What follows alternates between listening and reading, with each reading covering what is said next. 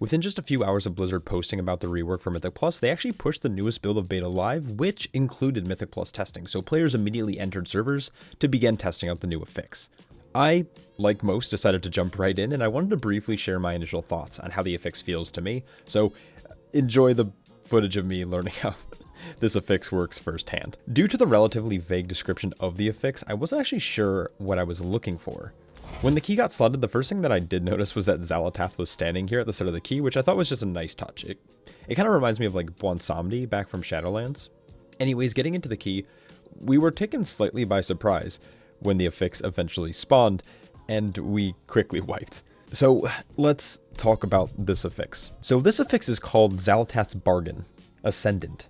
Roughly every minute while in combat throughout the dungeon, Xal'atath will spawn, and this will be your party's indicator that you need to prepare to CC or start kicking. She's going to spawn 4 sets of 5 orbs around a random player. These have a short 5-second cast, and since they spawn in a staggered fashion, they will expire in a staggered fashion. So these orbs are susceptible to all forms of crowd control and kicks. For each orb that is destroyed by these methods, it'll grant you and your party 1% haste, stacking up to 20 since there's 20 orbs. Since this happens roughly every minute, it's pretty easy for most DPS to line up their CDs with these as long as they're paying attention. If you happen to miss these orbs, all mobs will gain 10% haste and movement speed buff basically per stack, 10 times the amount that the player would get. Missing 1 orb isn't going to be the end of the world for your group, but if you're missing 10 or more, this will probably cause your tank, if not your whole group, to take a lot of damage or wipe. As a group, this should really be easy to handle. In terms of tanks, some will have it easier than others regarding the ability to solo. As a Brewmaster, for example, it's actually pretty easy to handle this on your own with Ring of Peace or Leg Sweep. Since these spawn roughly every minute, you can have both available every time. Since I tested this as Brewmaster and Keys, I wanted to see what other tanks could do. So in order to test this, I just went to Necrotic Wake and I pulled 1 mob at a time, and if I could, I kept it CC'd while remaining in combat. I found out that all sigils work on the Vengeance Demon Hunter, which was expected. While testing, there are a few interesting things about this affix though. First, they do spawn near a random player. Obviously, I'm the only one in this testing, but this is good to know because, secondly, if you stack up next to a wall or some type of divot, or actually some unique terrain, you can actually get these to stack up a little bit nicer. Anyways, alongside Brewmaster and Vengeance being very strong for this affix, Guardian Druid also shares a similar effectiveness. Both In-Cap Roar and Typhoon work against these. I did test if Ursol's Vortex worked on them from the slow. I figured it wouldn't work, and to no one's surprise it doesn't, which pretty much rules out any type of movement impairing effects. These tanks seem to be the strongest. Blood Death Knight, though, is able to Death Grip, Gorfiend's Grasp, Blinding Sleet, and Abomination Limb, but the unfortunate part is that the class isn't going to be able to solo every single set due to the frequency of the spawn rate. Luckily, you do have other options, and of course, you'll have group members.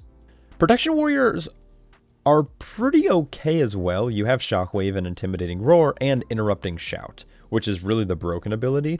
The Shout is actually pretty OP, but it runs into the same issue as Gorfiend's Grasp or Abomination Limb, that you can only do it pretty much every other set of these orbs, unless you have a gap in combat. Stormbolt and Shield Charge also work, but they act as like a secondary option for like any remaining orbs that are strays. Now I have to say that Protection Paladins are easily the worst tank at this, since you really only have Blinding Light, which has a long 90-second cooldown. Hammer of Justice does work for a single interrupt option, but it isn't like viable because it's single target. I was hoping that Divine Toll would work, and this might be a bug, but from my current testing, it wasn't registering them as enemies. So basically, if you casted this, it would just go into whatever mobs you're in combat with, and they wouldn't interrupt the orbs. Now, you can hit them with Avenger Shield by swapping targets, but it's, of course, again, not super effective. Essentially, Paladins can really only help out every other set with Blinding Light. Overall, though, this affix is great. I was trying to, during my testing, figure out why it felt familiar, and then it hit me.